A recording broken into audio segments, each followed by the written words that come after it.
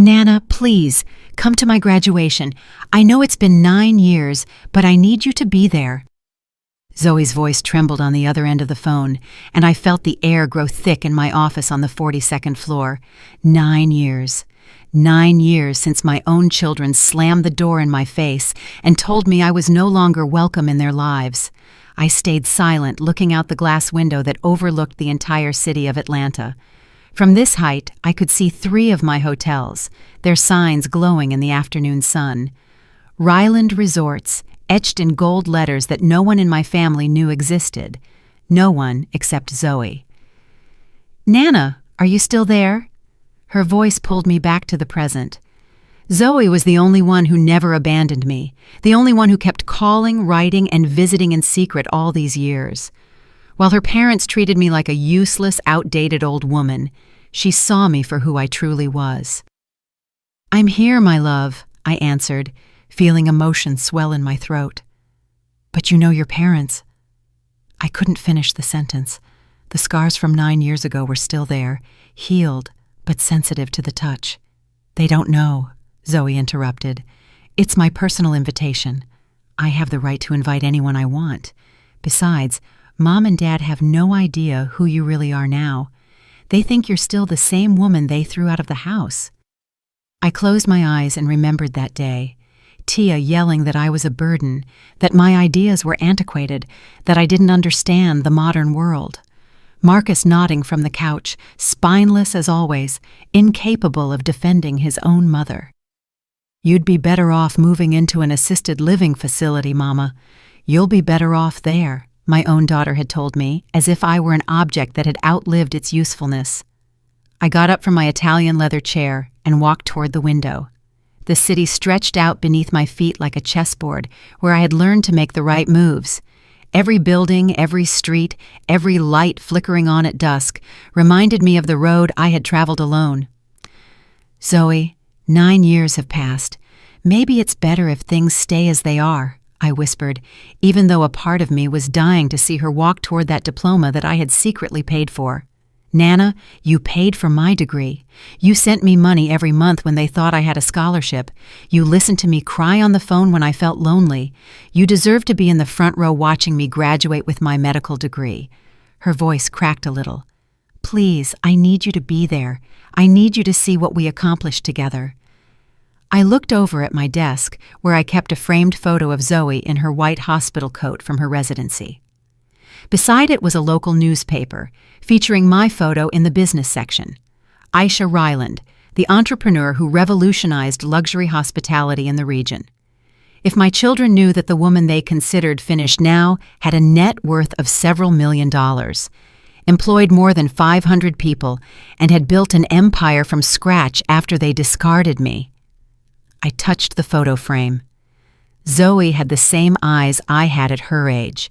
That same determination that my own children never valued. She had inherited my strength, my vision, my ability to build something great from nothing. "Where is the ceremony?" I asked, and I could hear her sigh of relief.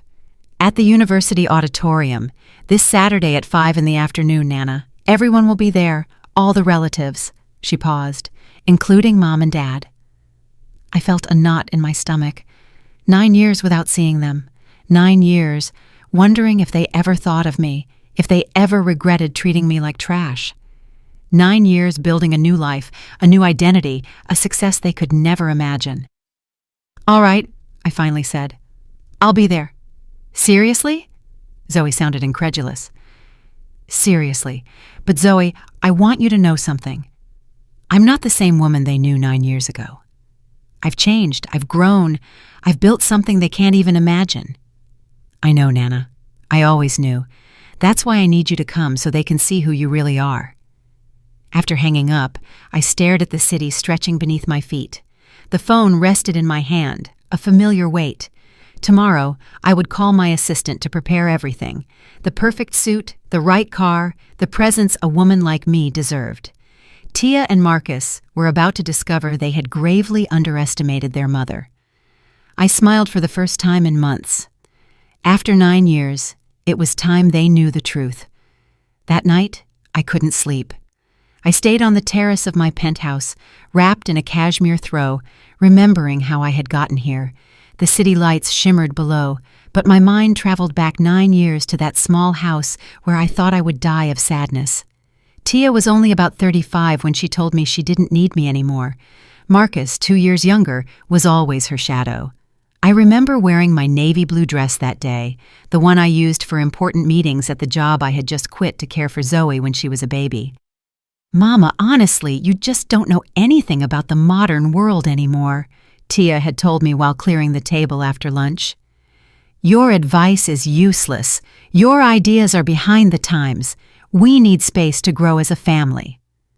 I had left my career as a business administrator to help them with Zoe. I had sold my small condo to give them the down payment for their house. I had spent my savings on Marcus's college tuition, on Tia's whims, on everything they had asked for over the years. "But I helped you with everything," I had told them that morning, my voice breaking. "I quit my job for you. I sold everything I had so you could have this house." Marcus sighed from the couch without even looking at me. "Mama, that was your decision. We never asked you to do all that." It was a painful lie. I remembered perfectly when Tia came home crying because they couldn't pay the mortgage. I remembered when Marcus begged me to help him with college because he had failed classes and lost his scholarship. I remembered every tear, every plea, every time they told me I was the best mother in the world. "Besides," Tia continued, "you're old now. You're 73. You should be thinking about resting, not sticking your nose in our lives." 73 years old, as if I were a helpless elderly woman, as if my mind had stopped working the day I turned 70, as if my years of experience, wisdom, and sacrifice were worth nothing. "But Zoe," I whispered, thinking of my 13-year-old granddaughter who was at school. "She needs me. I watch her every afternoon." "We already got a babysitter," Marcus said without looking up from his phone. "Someone younger, more up to date, someone who understands technology and can help her with homework." More up to date. That word hurt more than any shout. I, who had managed the finances of a major corporation for 20 years. I, who had raised 2 children alone after their father abandoned us. I, who had learned to use computers, the internet, and smartphones just to stay connected with them. "Mama, don't take it the wrong way." Tia came closer and placed a hand on my shoulder, with that fake smile she used when she wanted something. "We just need our space. You need your space too. You could travel, meet people your age, do things you actually enjoy." Do things I actually enjoyed. What I truly enjoyed was watching them grow, caring for Zoe, feeling useful, having a family that loved me. But apparently, that was no longer enough. "So, what do you want me to do?" I asked, though I already knew the answer. "Well," Marcus finally sat up, "we've been looking at some assisted living facilities. There are some really nice ones with activities, people your age. You could be happy there." Assisted living facilities. They wanted to get rid of me, send me somewhere where I wouldn't bother them, where they could pretend they were still the perfect children everyone believed them to be. "And what if I don't want to go to an assisted living facility?" I asked, feeling the rage begin to replace the sadness. "Mama, don't be difficult." Tia sighed. "Look, we can help you with the expenses for the first few months, but after that, you'll have to manage on your Social Security check." My Social Security check, $600 a month that wasn't even enough to rent a decent room. They knew it. They knew I had spent everything on them, that I had no savings, that my only security was them. "But I have nowhere to go," I whispered, and for the first time in my life, I felt truly old, truly useless, truly finished. "Well," Marcus shrugged, "you have to find something. We can't support you forever." They couldn't support me after I had supported them their entire lives, after sacrificing my future for theirs, after believing that a mother's love was something valued, respected, and returned. That night, 9 years ago, I left their house with a small suitcase and a broken heart. I didn't know that rupture would be the best gift they had ever given me. Now, Looking at the city lights from my terrace, I smiled. Tomorrow, they would see what I had done with that pension they were so worried about. The day I left their house, I cried for 3 hours straight on a park bench. I was 73 years old, had $600 in my pocket, and a suitcase with 4 old dresses. People walked by and looked away, as if old age were contagious, as if my pain was an uncomfortable sight they preferred not to see. It was there, sitting on that splintered wooden bench, that I made the decision that would change my life forever. "Aisha," I told myself out loud, not caring if people thought I was crazy. "Either you die here of sadness, or you show them what you're made of." I remembered something I had learned in my years of work. There was always money for those who knew how to look for it. There were always opportunities for those who kept their eyes open. My children believed that because I was old, I was useless. But I knew something they didn't. Experience doesn't retire. The next day, with my last bit of cash, I bought a newspaper and looked for work. Not just any job. I looked for something where my experience was worth more than my age. I found a small ad in the employment section. Experienced administrator sought for small family-run inn, urgent. The inn was a disaster. It had 15 rooms, half of them out of service, and its owners, an elderly couple older than me, were desperate to sell. Mr. Franklin Hayes was 80 years old, and his wife, Mrs. Betty Hayes, had lost her sight due to diabetes. They couldn't manage the business anymore. "Ma'am," Mr. Hayes said when he saw me arrive, "we need someone who understands numbers, who knows administration, but we can't pay much salary." "How much do you need for the inn?" I asked directly. He was silent for a moment. "Well, we've appraised it at $50,000, but we're willing to negotiate. Why do you ask?" "Because I have a better proposal," I said, feeling the adrenaline rush through my veins. "I'll manage the inn, get it running, and in exchange, I'll take 30% of the profits. When the inn is doing well, you give me the option to buy it outright." Mr. Hayes looked at me as if I had lost my mind. "Ma'am, you don't understand. This inn is losing money. There are no profits to share." "Let me work for 3 months," I insisted. "If I don't make the inn profitable, I leave without charging a dime. But if I succeed, we have a deal." That night, I slept in one of the inn's rooms on a bed that smelled of dampness and with the sound of broken pipes. My children thought I was finished. A burden, that I didn't understand the modern world. I was going to show them how wrong they were.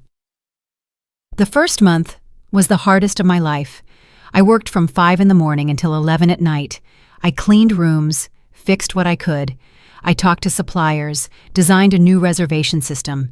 I learned to use the internet not just for browsing, but to create a website, manage social media, and understand the tourism market. Modern world, huh? I'd mutter to myself as I learned to use computer programs my children didn't even know. We'll see who's outdated. The second month, the first guests started arriving. I had discovered that our location was perfect for travelers who wanted something intimate and homey, far from the big impersonal hotels. I hired 2 young women from the neighborhood to help me with cleaning and taught them everything I knew about customer service. "Ms. Aisha," Maria, one of the girls would say, "you should have children taking care of you. I don't understand why you're here working so hard."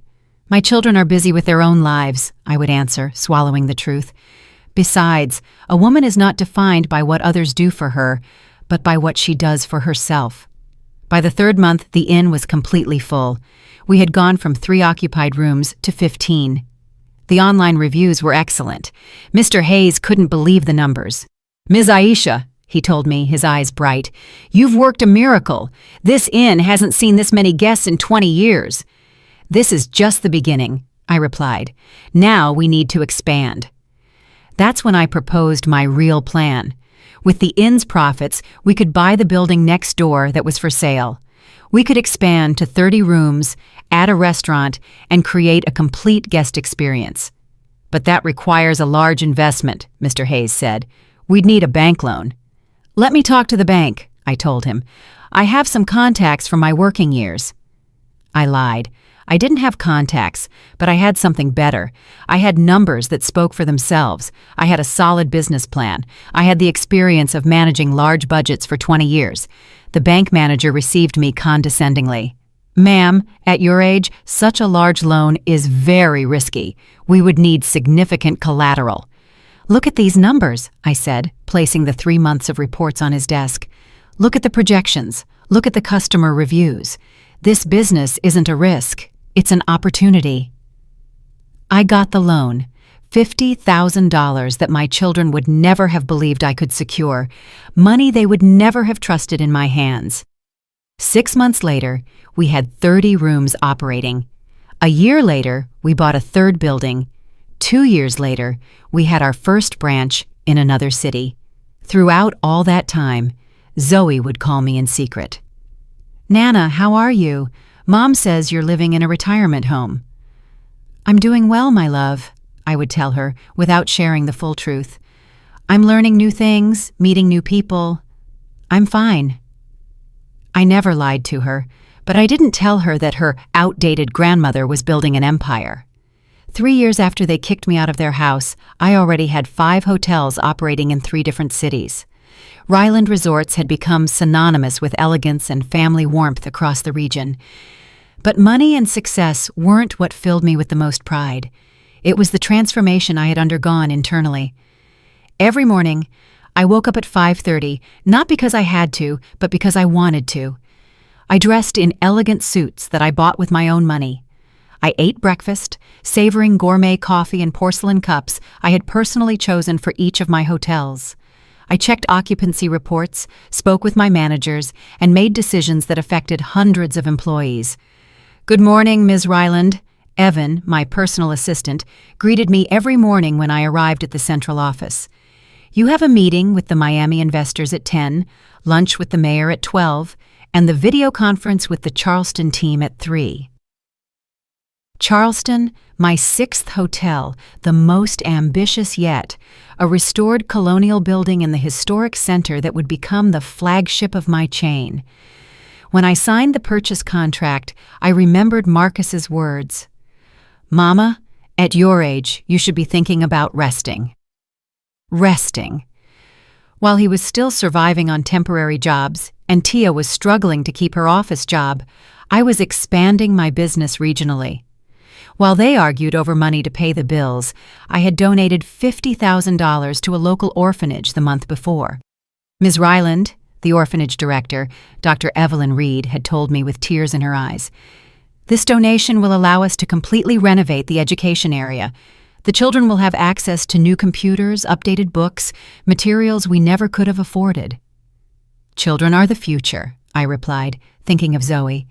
"Investing in them is always the best decision." But there was more than money in my transformation. It was confidence, the feeling that every day I was building something bigger than myself. It was the satisfaction of seeing my employees grow professionally, seeing the families who worked with me improve their lives thanks to the well-paid jobs I offered. Ms. Aisha, Maria, the girl I hired at my first inn and who was now a regional manager, had told me, "You changed my life. Thanks to this job, I was able to study hotel management at night. Now I have my own apartment. I can help my family. I have a future." "You changed your own life," I replied. "I just gave you the opportunity. You did the hard work."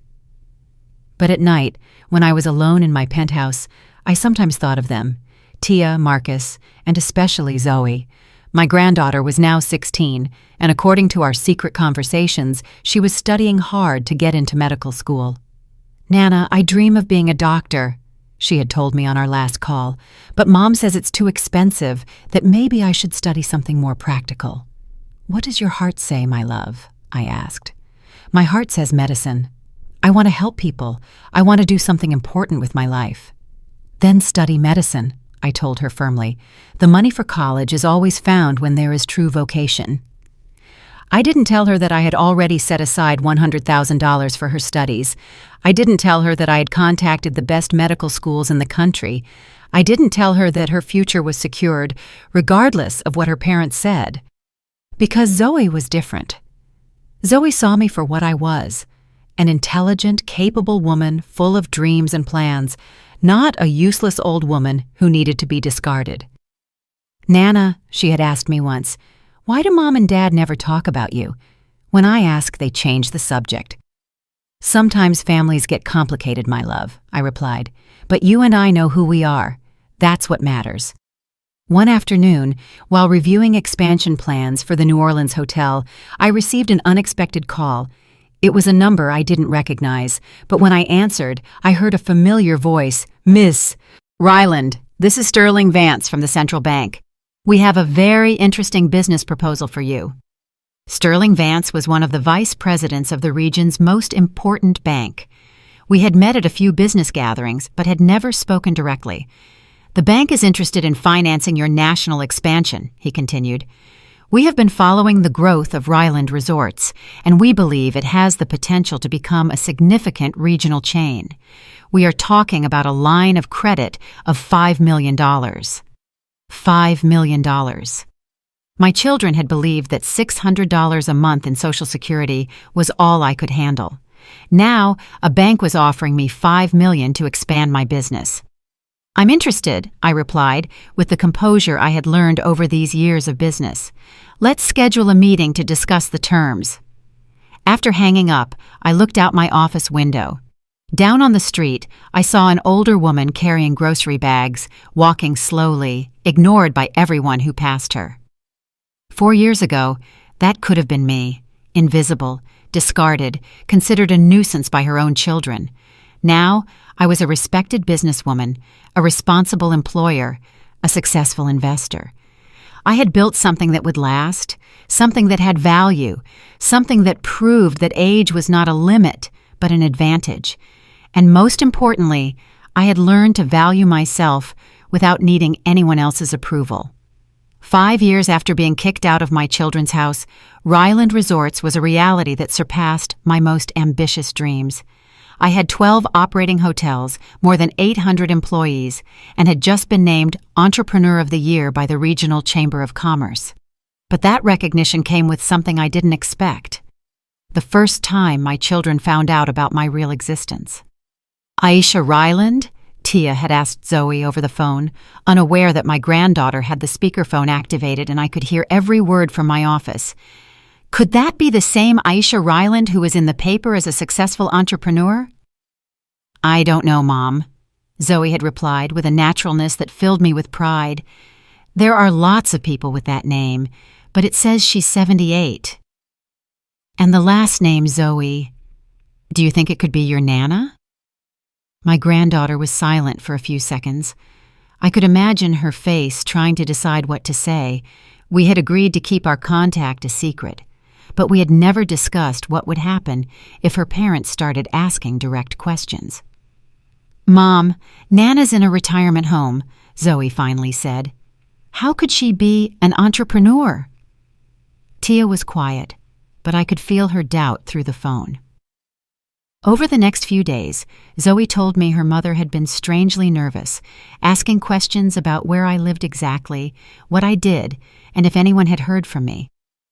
"I think they suspect something, Nana," Zoe told me during one of our evening calls. "Mom's been asking a lot about you. She even told Dad they should visit you." Visit me. I couldn't help but laugh after 5 years of giving me the silent treatment. "It's because you were in the business magazine again," Zoe continued. "This time, with a photo of you at the New Orleans hotel inauguration. Mom saw it at the dentist's office and nearly fainted." The photo. I remembered that session perfectly. I had hired a professional photographer for the new hotel's advertising campaign. The image showed me, elegant in a cream-colored tailored suit, cutting the ribbon in front of a beautiful colonial building, surrounded by local officials and important business owners. My silver hair perfectly styled, my posture erect, my smile self-assured. Nothing like the broken woman who had left their house 5 years earlier. "Zoe," I said carefully, "what do you want me to do if they decide to look for me?" "I don't know, Nana. Part of me wants them to know the truth, to know how wrong they were, but another part of me is afraid they only want to get close now because you have money." Zoe was right to worry. 2 weeks after that conversation, I received the first call from Marcus in 5 years. "Mama!" His voice sounded uncertain, as if he wasn't completely convinced it was me. "It's Marcus." I stayed silent for several seconds, feeling my heart pound. I was in my office reviewing contracts for the opening of Hotel Number 13 when my personal phone rang. I never expected to hear that voice. "Marcus?" I finally said, keeping my tone neutral. "How did you get this number?" Well, Zoe gave it to us." "Mama, we need to talk. We found out some things about you that we don't understand." "What kind of things?" I asked, though I knew exactly what he was referring to. "Mama, is it true you have hotels, that you're a business owner?" His voice sounded incredulous, as if he were asking if I had gone to the moon. "Marcus, why are you interested in knowing now? Why?" "Because we don't understand how it's possible. When you left home, you only had your Social Security check. You had no money, no job, you had nothing." I had nothing. Those words hurt more than I wanted to admit. To them, I had nothing because they valued nothing about me. My experience, my intelligence, my capacity for work, my determination. None of it had counted. "Marcus," I said with a calm I had acquired in years of tough negotiations, "why are you really calling me? We want to see you, Mama. We want to talk to you. We want to understand what happened." "What happened?" The rage I had buried for 5 years began to rise like lava. "You really want me to tell you what happened?" "Mama, please. We know things didn't end well between us, but you're our mother. We're family." Family. That word they had trampled when they pushed me out of their lives. That word they had ignored when they treated me like trash. That word they now wanted to use as an excuse to get close to my success. "Marcus, 5 years have passed. 5 years where you didn't care about me. 5 years where you didn't ask if I was dead or alive. And now suddenly I'm family?" "Mama, it's not like that. We always thought about you. It's just, well, you said you wanted your space."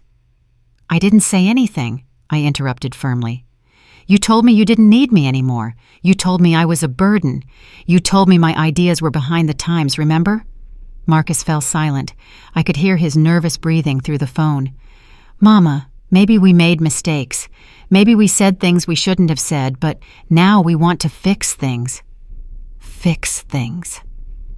I got up from my desk and walked toward the window overlooking the city. "Marcus, do you know what I did the first day after you threw me out of your house?" "No, Mama." "I cried for 3 hours on a park bench. I cried because I thought I had failed as a mother. I cried because I thought I really was what you said, an old, useless, outdated woman. I cried because for the first time in my life, I felt completely alone." "Mama." "But then," I continued, feeling the strength return to my voice, "then I got up from that bench and decided to prove to myself that I was worth something. Not to you, to myself." "And you succeeded," Marcus said in a small voice. "The hotels, the success. Mama, we're proud of you." Proud. Now they were proud when I had money, when I was in magazines, when others respected me. Not when I worked 18 hours a day raising them. Not when I sacrificed my future for theirs. Not when I gave them everything I had without asking for anything in return. "Marcus," I said with a coldness I had never used with my children before, "would you have called me if you hadn't seen my photo in that magazine?" A long, very long silence. "Mama, that's not fair." "Answer the question, Marcus. Would you have called me?" More silence. "That tells me everything I need to know," I finally said. "If you want to talk to me, you can, but you'll have to come all the way here, and you'll have to explain to me why I'm suddenly worthwhile now." I hung up the phone before he could reply. My hands were shaking, but not from fear. It was pure adrenaline. For the first time in my life, I had set clear boundaries with my children. For the first time in my life, the power was on my side. After that call with Marcus, 3 months passed without news. 3 months in which I continued to expand my empire while they, as Zoe told me, were living in a mix of curiosity and financial desperation. My granddaughter had started sharing more details about her parents' real situation, and the irony was painful and satisfying at the same time. "Nana, Dad lost his job last month," Zoe had told me during one of our nightly conversations. "He says the company was doing layoffs, and the first to go were the employees over 45. Marcus was 43, 2 years younger than I was when he and Tia decided I was too old to be useful. Life has curious ways of teaching lessons. And your mom?" I asked, though I already guessed the answer. "Mom is desperate. They've been knocking on doors asking to borrow money. They even went to talk to the paternal grandparents, but they don't have much either. Uncle Armando loaned them something, but it wasn't enough to catch up on the mortgage." The mortgage, the same house for which I had sold my condo and given the entire down payment. The house where they had told me I was no longer welcome. Now they were on the verge of losing it due to missed payments. "Zoe, do they know you and I talk?" I asked carefully. "Do they suspect anything?" "Mom has asked me several times if I know how to contact you. I told her no, but I don't think she fully believes me. Plus, they've been asking strange questions about you." "What kind of questions?" "Questions about how many hotels you have, how much money you might have, about whether you'd give them jobs. Dad even asked if I thought you'd loan him money to start a business." A business. Marcus, who had never been able to hold a job for more than 2 years, now wanted me to finance a business for him. The same Marcus who had told me my ideas were outdated, that I didn't understand the modern world. "And what did you tell them?" "I told them the truth, that I have no idea how you feel about them after so many years of silence." Zoe was smart. At 19, she had more emotional maturity than both her parents combined. She was already in her second year of medical school, secretly financed by me, and her grades were excellent. Her professors adored her. She had a research scholarship and had started volunteering at the university hospital. "Nana, I have to tell you something," she said that night with a serious voice. "Mom and Dad are planning to come see you." "Come see me? Where? Have they been investigating?" "They found the address of your main office. Dad says they're going to show up without calling. They're going to surprise you so you can't avoid them."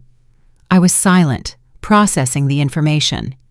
After 5 years of silence, after treating me like trash, they were going to show up at my office uninvited. The audacity was stunning. "When?" I asked. "Tomorrow afternoon. I overheard Mom telling Dad that it was better to go when you were working so you'd have to see them." That night, I didn't sleep. Not out of nerves, but out of strategy. If Marcus and Tia wanted to play, we were going to play, but we were going to play by my rules, on my territory, and on my terms. At 7 in the morning, I called Evan, my assistant. "Evan, I need you to cancel all my appointments for tomorrow afternoon, and I need you to prepare something special." "What kind of preparation, Miss Ryland?" "I want you to contact the managers of all our hotels. I need a video conference with all 12 of them tomorrow at 3 in the afternoon in the main boardroom. I also want you to invite Mr. Vance from the bank, Dr. Evelyn Reed from the hospital where we donated the medical equipment last month, and the mayor, if he's available." An unusual occasion? I'm receiving unexpected visitors, and I want them to clearly understand who they are dealing with. The next day passed normally until 2:30 in the afternoon. I was in my office, dressed in my most elegant suit, a navy blue Armani I had bought the month before, when Evan notified me over the intercom. "Ms. Ryland, there are 2 people at reception who say they are your family. They don't have an appointment, but they insist it's urgent." "Have them wait in the small reception room," I instructed. "I'll see them in 15 minutes. 15 minutes exactly, not because I was busy, but because I wanted them to understand that my time had value, that I was no longer the woman who dropped everything to attend to their needs. When I finally went down to the waiting room, I saw them before they saw me. Marcus looked nervous, taking everything in with wide eyes, clearly impressed by the facilities.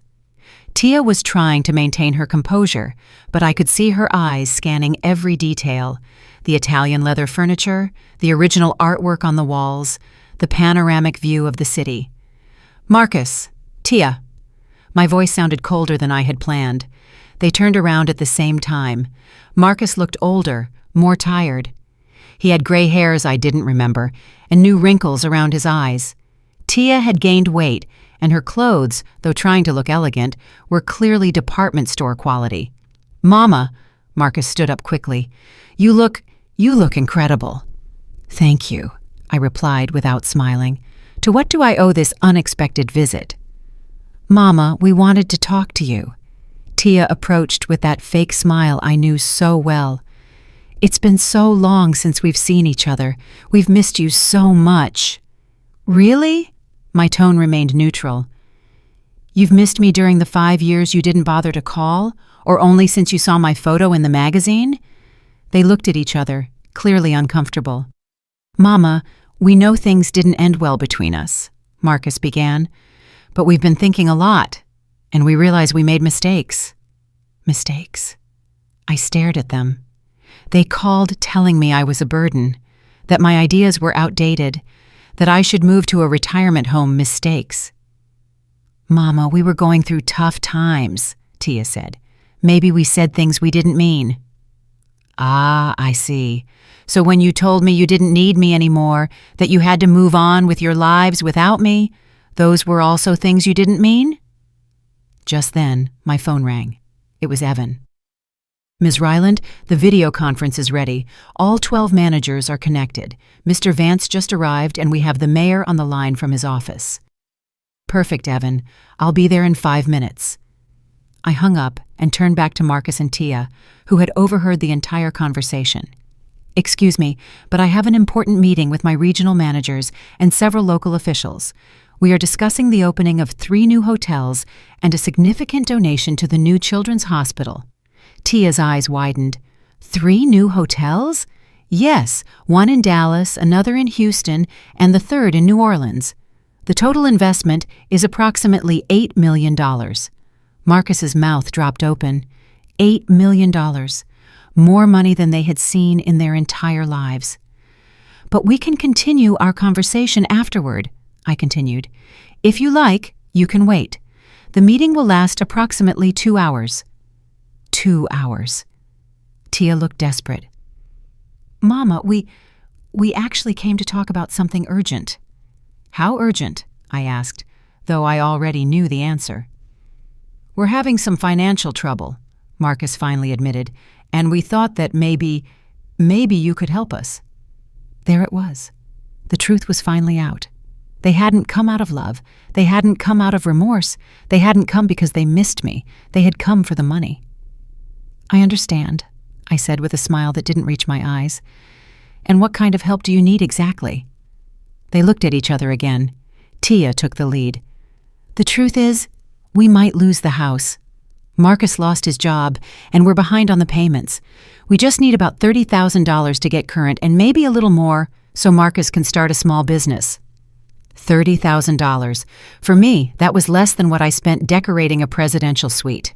For them, it was the difference between having a home and living on the street. "Let me see if I understand," I said slowly. "You, who told me 5 years ago that you didn't need me anymore, who kicked me out of your lives because I was a burden, are now coming to ask me for money because you're in trouble." "Mama, we're family," Tia said in a pleading voice. "Families help each other."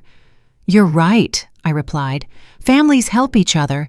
But where was my family when I needed help? Where was my family when I was left without a home, without money, without anything?" "But you made it," Marcus protested. "Look at you now. You have all of this." "Exactly. I have all of this because I built it alone, without your help, without your support, in spite of you." At that moment, Evan appeared at the door. "Ms. Ryland, I apologize for the interruption, but they are waiting for you in the boardroom." "Thank you, Evan." I turned back to Marcus and Tia. "As I said, I have an important meeting. If you want to talk, you'll have to wait, or you can come back when you have a scheduled appointment." "Mama, please." Tia stepped closer. "It's only $30,000. To you, that's nothing." I looked at her intently for several seconds. "You're right, Tia. To me, $30,000 is nothing. But you know what is something to me? Respect, dignity, the acknowledgement that I am more than a bank you can run to when you're desperate. We respect you, Mama, Marcus said. We always have. Really? I laughed, but there was no humor in it. You respected me when you called me outdated? You respected me when you sent me to look for a retirement home? You respected me when you closed the door and decided I was no longer part of your lives? They couldn't answer. I'm going to my meeting, I announced. When I finish, we can continue this conversation. But I want you to understand something. Money doesn't erase the past. And if you want me to consider you family again, you're going to have to prove that you understand the damage you did to me. I walked out of the room, leaving them speechless. For the first time in my life, I was the one who had set the rules of the game, and it felt incredibly good. When I returned from my meeting 2 hours later, Marcus and Tia were still in the waiting room. I found them talking in low voices, clearly nervous, looking at every detail of the facilities as if they were appraising everything they saw. Seeing me enter, they immediately stood up. "How did the meeting go?" Tia asked with a forced smile, trying to sound casual. "Very well," I replied dryly. "We confirmed the opening of the 3 new hotels and approved the $2 million donation to the Children's Hospital." I saw Marcus swallow hard when he heard the figure. A $2 million donation, money I gave away to help sick children, while they came to ask me for $30,000 as if it were a favor between friends. "Mama," Marcus approached, "we've been thinking while we waited. We want you to know that we are truly sorry for how things ended between us." Sorry. I looked at both of them. Sorry for what, exactly? For everything, Tia said, tears in her eyes. For telling you to leave, for not valuing everything you did for us, for treating you badly. Treating me badly. My voice rose a little. "Tia, you didn't treat me badly. You destroyed me. You made me feel like I was trash, like 50 years of being your mother was worth nothing." "We exaggerated," Marcus admitted. "We were stressed. We had financial pressures, and maybe we took out our frustrations on you." "Took out your frustrations." I sat down in one of the armchairs, forcing them to remain standing. "Marcus, do you remember what you told me the last day I was in your house?" Marcus looked away. "Mama, that was a long time ago." "I'll refresh your memory," I interrupted. "You told me I was a burden, that my advice was useless, that you needed space to grow as a family, and that the best thing was for me to go to a retirement home because I'd be better off there." "Mama." "And you, Tia?"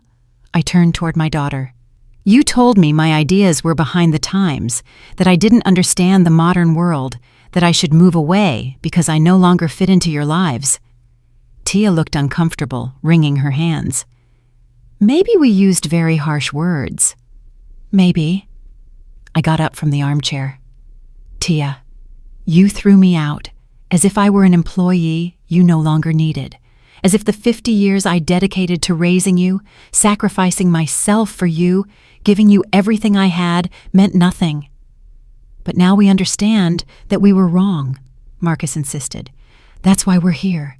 We want to repair our relationship." "Repair our relationship?" I looked at them intently. "Or repair your financial situation?" An uncomfortable silence followed. I could see them looking at each other, trying to decide what to say. "Mama, it's true that we're going through tough times," Tia finally admitted, "but that doesn't mean we only came for money." "No?" I took out my phone and dialed a number. "Evan, can you come here for a moment?" My assistant appeared in less than a minute. "Evan, do you remember the first time my children tried to contact me 3 months ago?"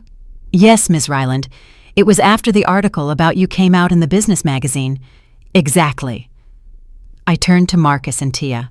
5 years without a single call. 5 years without asking if I was alive or dead. But a week after my photo appeared in a magazine as a successful entrepreneur, suddenly you remembered you had a mother. "That's not fair," Tia protested. "We always thought about you." "Really?" I pulled out my phone again and dialed another number. "Zoe, my love, can you come to my office? There's something I want you to hear." "Zoe?" Marcus looked confused. Zoe is here? Zoe works with me on the weekends, I explained. It's part of her practical training for medicine. She's also my personal assistant for some special projects. A few minutes later, Zoe entered the room. Seeing her parents, she froze at the door. Hi, Dad. Hi, Mom, she said in a tense voice. Zoe, what are you doing here? Tia asked in surprise. I work here, Zoe replied firmly. Nana has been helping me with my medical studies, and I help her with some projects. Helping you? How? Marcus looked confused. Zoe, you said you had a scholarship. I lied, Zoe admitted. Nana asked me to keep our relationship a secret because you had hurt her badly, but we've been in contact this whole time. This whole time? Marcus looked betrayed. 5 years talking to your Nana behind our backs? Yes, Dad. 5 years where the only person who truly cared about my future was Nana. 5 years where you kept saying medical school was too expensive while she had set aside all the necessary money. Tia sank into a chair, clearly overwhelmed. I can't believe it. This whole time, I continued. You've been telling people that your mother was in a retirement home, that she was a poor old woman who knew nothing of the modern world. Meanwhile, that poor old woman was building an empire and securing her granddaughter's future. Mama, we didn't know, Marcus began. You didn't know because you didn't want to know, I interrupted him. You didn't know because from the moment you kicked me out of your lives, you decided I no longer existed to you. But now we do want to know, Tia insisted. Now we want to be part of your life again. Now? I laughed bitterly. Now that you know I have money? Now that you know I can solve your financial problems? It's not just about the money, Marcus protested. I looked at them defiantly. Marcus, if I were still the same woman you threw out 5 years ago, if I were still living on $600 of Social Security in a small room, would you have come looking for me? Marcus couldn't answer. Exactly, I continued. If I were still the outdated woman who didn't understand the modern world, if I were still the burden you wanted to send to a retirement home, you wouldn't be here. But things changed, Tia said desperately. You changed. We changed. Everything changed. You're right, I admitted. I changed. I changed because I had to. I changed because you forced me to. I changed because I discovered I could live without your love, but I couldn't live without my dignity. Zoe stepped closer and took my hand. Nana, maybe you should tell them everything. Tell them what, my love? About the graduation, about my invitation. There it was, the moment I had been waiting for without knowing it. What graduation? Tia asked. Zoe looked at me for permission. I nodded slowly. My medical school graduation, Zoe said clearly. Next Saturday. I've finished all my studies and I'm graduating as a doctor. You're graduating already? Marcus looked stunned. But you're only 22 years old. I'm 22 because I started early and because I had the necessary financial support to concentrate completely on my studies, Zoe explained. Thanks to Nana, I never had to work to pay for college. I was able to dedicate myself full-time to studying, and the graduation is on Saturday. Tia seemed to process the information slowly. Yes, and I invited Nana as my guest of honor. The silence that followed was deafening. Marcus and Tia looked at each other, clearly understanding the implications. Zoe, Tia said slowly, we're invited too. Zoe looked at me again. This time, I was the one who answered. Zoe can invite anyone she wants to her graduation, I said calmly. It's her special day. But I want you to understand something. That day, I won't be going as the repentant mother you kicked out 5 years ago. I'm going as the woman who financed Zoe's education, as the entrepreneur who built all of this, as the Nana who never stopped believing in her granddaughter. Mama, Tia began. That day, I continued, Zoe is going to discover who her family truly is. She's going to discover who was there when she needed it, and who only shows up when it's convenient. I left them with those words ringing in the air. The graduation was in 5 days, and it would be the perfect moment for everyone to understand how things had changed, to understand who held the power. The day of the graduation dawned perfect. Blue skies, ideal temperature, and a gentle breeze that moved the curtains of my penthouse as I prepared for the most important event in the last 5 years. It wasn't just Zoe's graduation. It was my official reappearance in my children's lives, but this time on my own terms. I dressed carefully. A cream-colored Chanel suit I had bought especially for the occasion, low-heeled but elegant Italian shoes, and the jewelry I had inherited from my mother, but never had the chance to wear when I lived with them. The natural pearl necklace, the diamond earrings, the Cartier watch I had gifted myself the previous year. Each piece told a story of success, of recovered dignity. "Ms. Ryland," Evan told me when I arrived at the office that morning, "the car is ready for 4 o'clock. I confirmed the reservation at the restaurant for after the ceremony." "Confirm for 8 people," I replied. "Zoe can invite whoever she wants to celebrate." I had reserved the private dining room at the Belvedere, the most exclusive restaurant in the city. I wanted Zoe's day to be perfect, regardless of what happened with Marcus and Tia. At 3 in the afternoon, Zoe called me from the university campus. "Nana, I'm nervous," she said, her voice trembling. "Not about the graduation, but about what's going to happen when Mom and Dad see you." "My love, today is not a day for nerves," I replied gently. "Today is your day. Today we celebrate you becoming a doctor. Everything else is secondary. You're coming in the company car?" I smiled. Zoe knew I had several luxury cars, but I had chosen the newest Mercedes-Benz S-Class in the fleet. Not to show off, but because I wanted to arrive with the elegance appropriate for a successful businesswoman. "Yes, my love, and I'll be in the front row, applauding louder than anyone when you walk toward that diploma." At 4 o'clock exactly, my chauffeur opened the Mercedes door for me in front of the main entrance of the university auditorium. I could feel people's stares as I walked toward the entrance. My posture was erect, my steps assured, my expression serene yet powerful. "Ms. Ryland." A young man with a press badge approached. "I'm from the local paper. Could we take a photo? We know your granddaughter is graduating and that you financed her studies." "Of course," I replied with an elegant smile. "But today, the spotlight is on Zoe." As I posed for the photo, I saw Marcus and Tia arriving out of the corner of my eye. They were in an old car, clearly nervous, dressed in the best they had, but which was clearly not enough for the occasion. I watched them stop as they saw me posing for the press, their faces reflecting a mixture of shock and what appeared to be envy.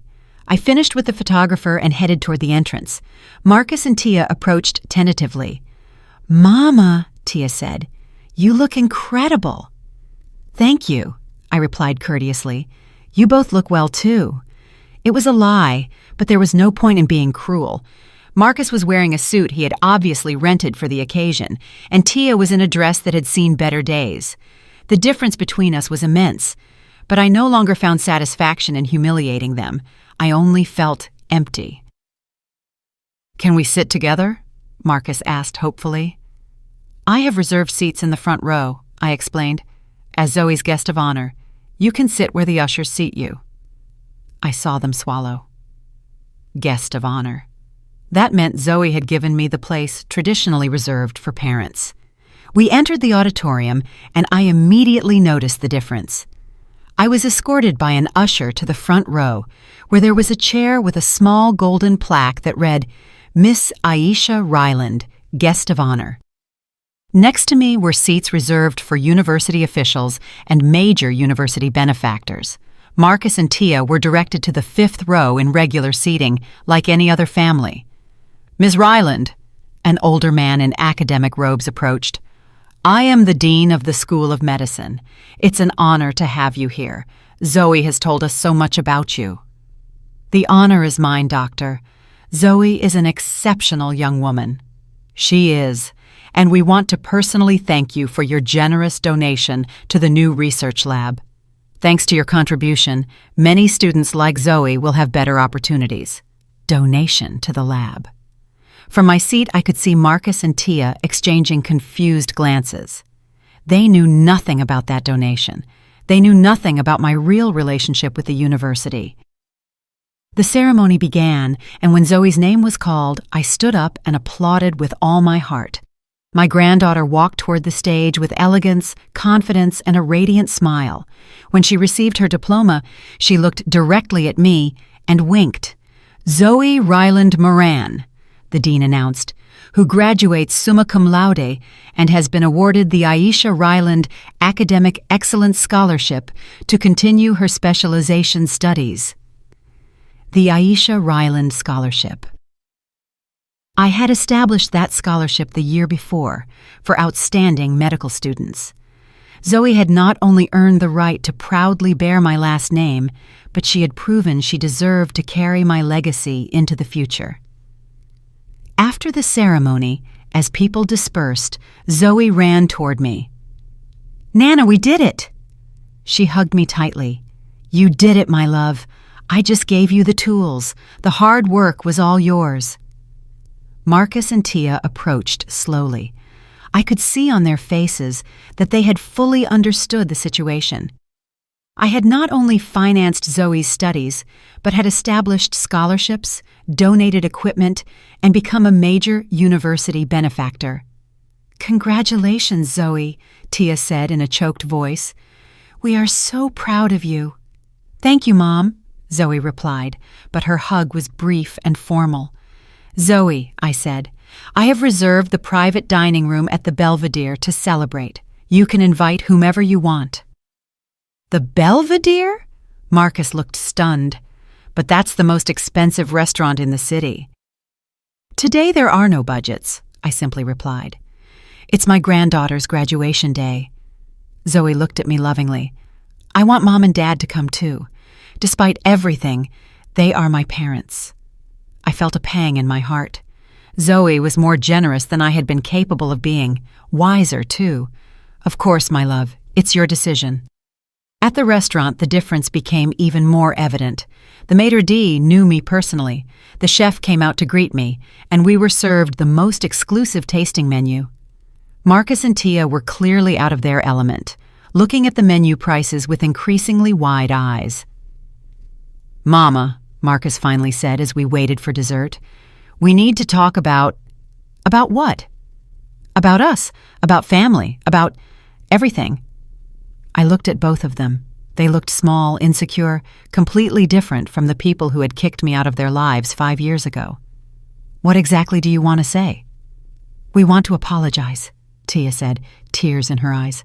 "We were wrong. We were terribly wrong about you. And what do you expect me to do with that apology?" "We want you to give us another chance," Marcus pleaded. "We want to be a family again."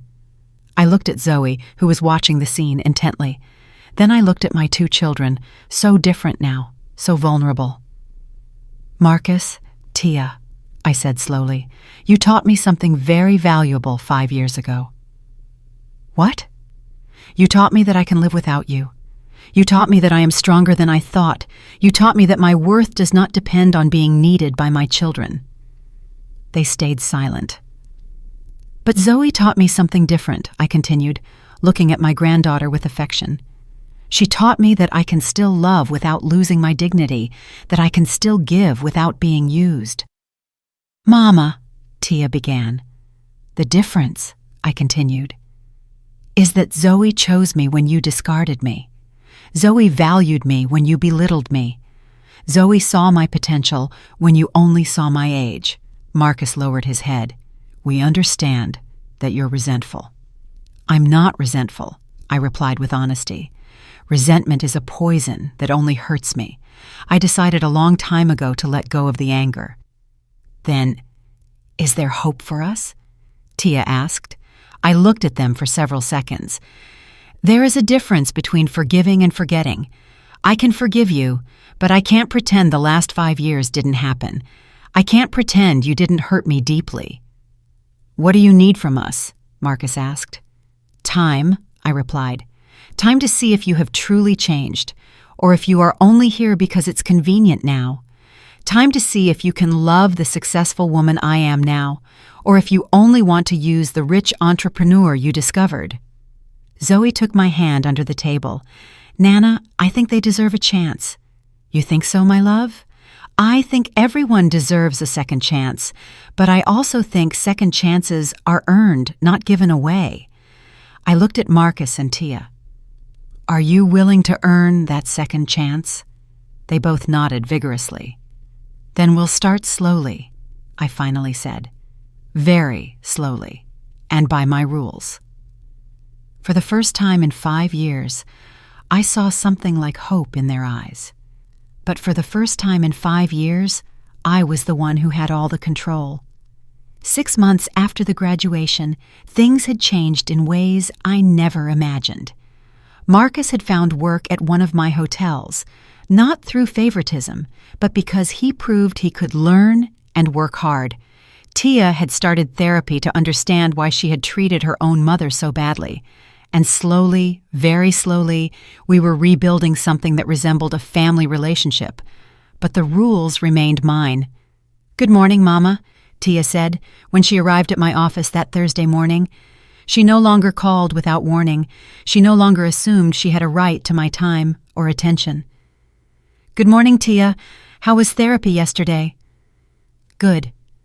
We talked about guilt, about how fear made me hurt you."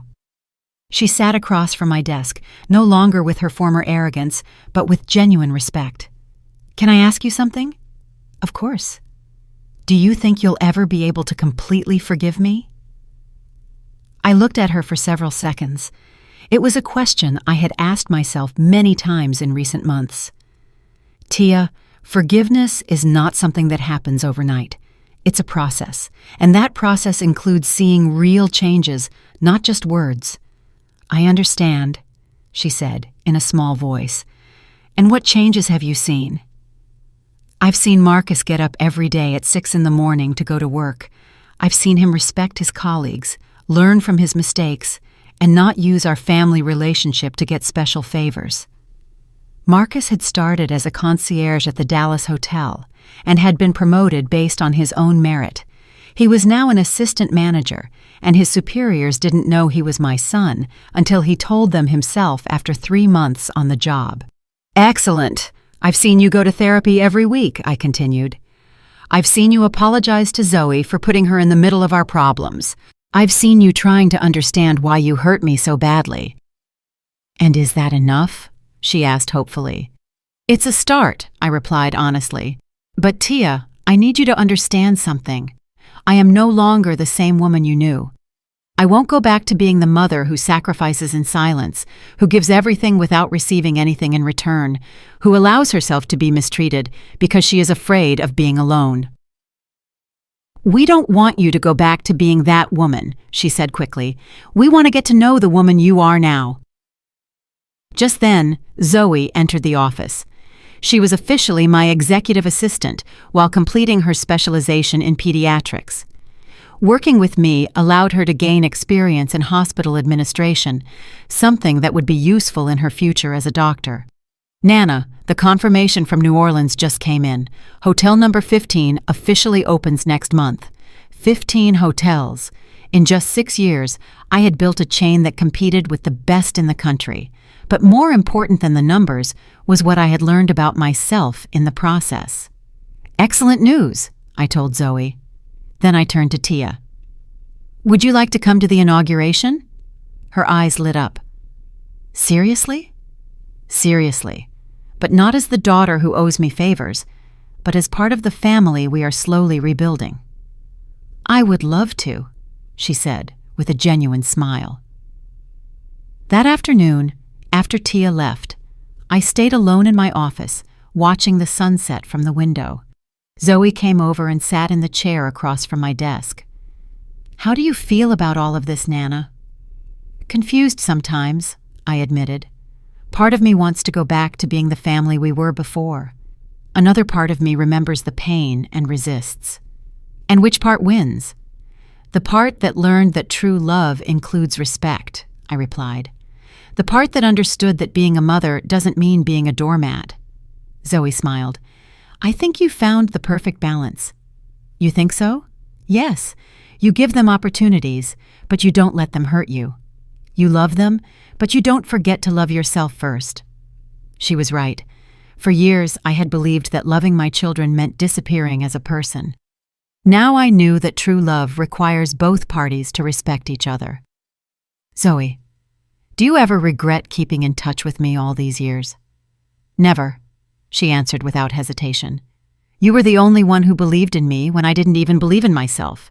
You taught me that I could be a doctor, that I could study at the best universities, that I could have big dreams. You did all the hard work, but you gave me the tools and the confidence. And most importantly, you taught me that the women in our family are strong, that we can build empires, that we can survive betrayals, and that we can forgive without being fools. That night, as I had dinner alone in my penthouse, I thought about the journey traveled. From that broken woman on the park bench to the successful businesswoman I was now, from the discarded mother to the respected and cherished Nana. My phone rang. It was Marcus. Mama, I wanted to tell you that today they named me regional manager. They're giving me responsibility for supervising 3 hotels. Congratulations, Marcus. You earned it. Mama, I know things haven't been easy between us, but I want you to know that every day I spend working in your hotels, I understand better what an extraordinary woman you are. Thank you, son. And I want you to know that I no longer work there because you're my mother. I work there because I believe in what you've built, because I respect your vision, and because I want to be part of something as big as what you've created. After hanging up, I poured myself a glass of wine and went out to the terrace. The city shimmered beneath my feet, full of possibilities, full of life. I had learned that revenge had never been the goal. Freedom, yes. The freedom to be valued, respected, and loved for who I truly was. The freedom to build something of my own, something no one could take away from me. I had learned that I didn't need permission to live my life fully. I didn't need my children's approval to feel valuable. I didn't need to be useful to be loved. I had learned that age was not a limitation but an advantage, that experience was not obsolescence but wisdom, that starting over at 73 was not the end but a new beginning. I looked at the stars and smiled. Tomorrow there would be more hotels to plan, more employees to lead, and more dreams to build. But tonight, I would simply enjoy something that had taken me 78 years to achieve. The peace of knowing that I was enough, exactly as I was, and that no one would ever be able to make me believe otherwise again. Did you like my story? If you listened till the end, drop a number 1 in the comments. If you enjoyed it, you can support me by liking the video and sending a small tip. I've got lots of other life stories like this on my channel, so make sure to subscribe and check them out. I've added 2 new stories on screen that everyone loves. Thanks for being here. See you in the next one with love.